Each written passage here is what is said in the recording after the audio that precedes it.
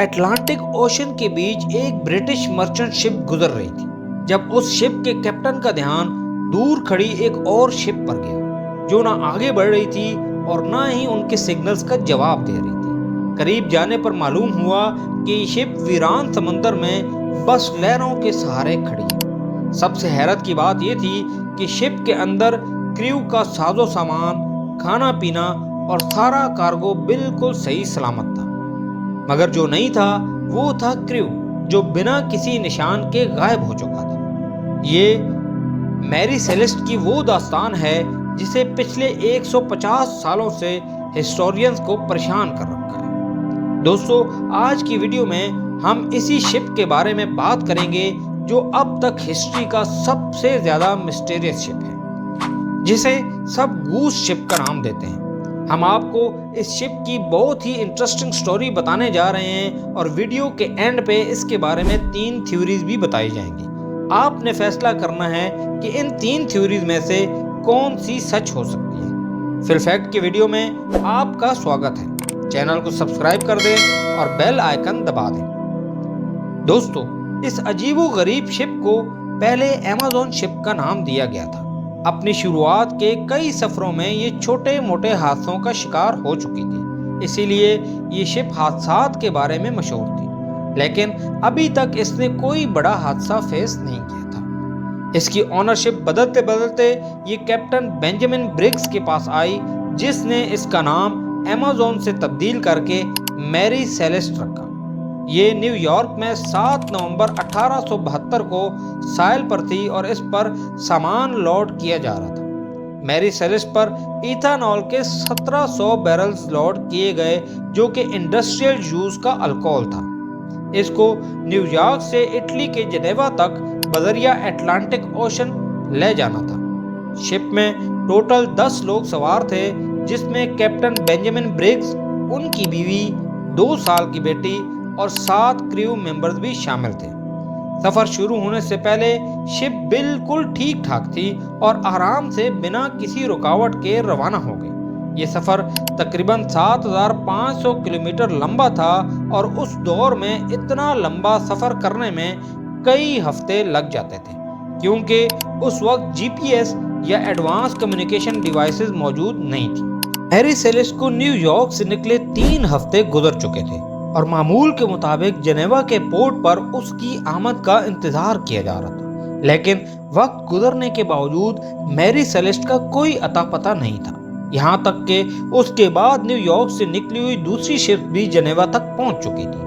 अब सबको परेशानी होने लगी कि मैरी सेलेस्ट अपनी मंजिल पर क्यों नहीं पहुंची। मैरी सेलेस्ट के रवाना होने के तकरीबन 10 दिन बाद एक और ब्रिटिश शिप द ग्रेटिया भी न्यूयॉर्क से निकलकर इसी रूट से जिब्राल्टर तक जा रही थी। ये शिप 4 दिसंबर को समंदर में एक और शिप को साकत खड़ा देखती है। कैप्टन ने देखा कि वो शिप पानी पर एक ही जगह खड़ी हुई है। समंदर के इस हिस्से में ऐसा मंजर देखकर कैप्टन को शक हुआ और उसने कई सिग्नल्स भेजे, लेकिन कोई जवाब नहीं आया। इस पर कैप्टन ने उसके करीब जाने का फैसला किया। करीब पहुंचने पर मालूम हुआ कि ये कोई और शिप नहीं बल्कि कैप्टन के दोस्त की मैरी सेलेस्ट ही थी, जिसे न्यूयॉर्क से निकले हुए पूरा 1 महीना गुजर चुका था। मैरी सेलेस्ट जिब्राल्टर से 18 किलोमीटर दूर अटलांटिक ओशन में अकेली खड़ी हुई नजर आई और उसमें किसी भी किस्म की हरकत नहीं थी। डाई ग्रेटिया के कैप्टन ने अपने क्रू मेंबर्स को मैरी सेलेस्ट में भेजा, जहां उनको ये देखकर हैरानी हुई कि शिप पर कोई भी शख्स मौजूद नहीं था।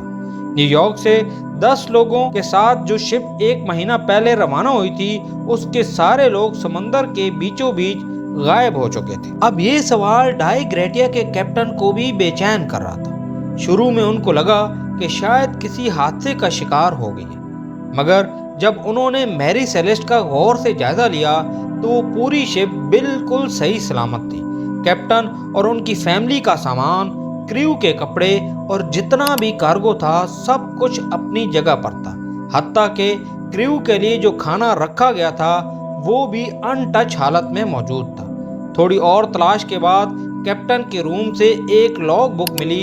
ये वो लॉग बुक थी जो उस जमाने में हर कैप्टन अपने साथ रखता था, जिसमें शिप के सफ़र और मेंटेनेंस के बारे में लिखा जाता था। उस लॉग बुक में मैरी सेलेस्ट के कैप्टन ने जो आखिरी एंट्री की थी वो 25 नवंबर की सुबह 8 बजे की थी, यानी जिस दिन ये शिप मिली उससे 10 दिन पहले का रिकॉर्ड था। इसका मतलब था कि लगभग 10 दिनों से ये शिप यहाँ वीरान अटलांटिक ओशन में बिना मूव किए खड़ी है। डाई ग्रेटिया के कैप्टन ये सब देख रहे थे, लेकिन उनकी समझ में कुछ नहीं आ रहा था। फिर उनकी नज़र लाइफ बोट वाले हिस्से पर पड़ी तो वहाँ लाइफ बोट मिसिंग नजर आई। इसका सिर्फ एक ही मतलब था कि जरूर शिप पर कुछ हुआ था और सब लोग अपनी जान बचाने के लिए लाइफ बोट लेकर शिप से निकल गए। यहाँ ये बात जानना भी इम्पोर्टेंट है कि इंटरनेशनल समुद्री लॉ के मुताबिक अगर कोई किसी खोई हुई शिप को रेस्क्यू करे तो उसको शिप की वैल्यू के हिसाब से इनाम दिया जाता है। डाई ग्रेटिया के कैप्टन ने इस लॉ का फायदा उठाते हुए मैरी सेलेस्ट को जिब्राल्टर तक ले जाने का फैसला किया और अपने कुछ क्रू मेंबर्स को उस शिप पर शिफ्ट किया ताकि उसे साथ ले जाया जा सके। शिप को जिब्राल्टर तक पहुंचा दिया गया, जहां पर अथॉरिटीज ने शिप को तब तक अपने पास रखा जब तक कोर्ट की हियरिंग्स कंप्लीट नहीं हो गई। कोर्ट ने अपने तौर पर इन्वेस्टिगेशन शुरू की, लेकिन कई हियरिंग्स के बाद भी इस मिस्ट्री का कोई हल नहीं निकल सका। जब कोर्ट हियरिंग्स भी इस मामले को सुलझाने में नाकाम रहीं तो लोगों ने तरह तरह की बातें मशहूर करना शुरू कर दी, मगर असल में इस शिप के साथ क्या हुआ था ये कोई नहीं जानता। इस बारे में कुछ थ्योरीज हैं जिन्हें एक एक करके समझने की कोशिश करते हैं। सबसे पहली थ्योरी गद्दारी के हवाले से है। कई लोग मानते हैं कि डाई ग्रेटिया के कैप्टन जिसने इस शिप को रेस्क्यू किया था उसी ने ही मैरी सेलेस्ट के सारे क्रू को मारकर स्लेवेज लॉ के अंडर इनाम पाने का ये प्लान बनाया। पर अगर ऐसा होता तो शिप पर कहीं ना कहीं खून के निशान लाजमी मिलते। अब या तो डाई ग्रेटिया के कैप्टन ने सब सबूत मिटा दिए या फिर ये थ्योरी ही गलत है। दूसरी थ्योरी बहुत ही इंटरेस्टिंग है। इसमें कहा गया है कि शिप पर अल्कोहल के 1700 बैरल्स मौजूद थे, लेकिन जब शिप अथॉरिटीज के पास गई तो उनमें से 9 बैरल्स खाली थे। हो सकता है कि कुछ बैरल्स में एक्सप्लोजन हुआ हो और क्रू डर के मारे लाइफ बोट में सवार होकर शिप से निकल गए हों, मगर यहाँ ये बैरल्स रखे थे, वहाँ कोई ब्लास्ट या आग लगने का निशान नहीं मिला। तीसरी थ्योरी कहती है कि हो सकता है शिप समुद्री तूफान की लपेट में आ गई हो और पानी भरना शुरू हो गया हो। ये देखकर कैप्टन ने शिप को एवैक्यूएट कर दिया और क्रू मेंबर्स लाइफ बोट में निकल गए। छोटी सी लाइफ बोट समुद्री लहरों से लड़ नहीं पाई और सबको डुबो ले गई। ये स्टोरी काफ़ी दुरुस्त लगती है, लेकिन ये भी सिर्फ एक थ्योरी ही है।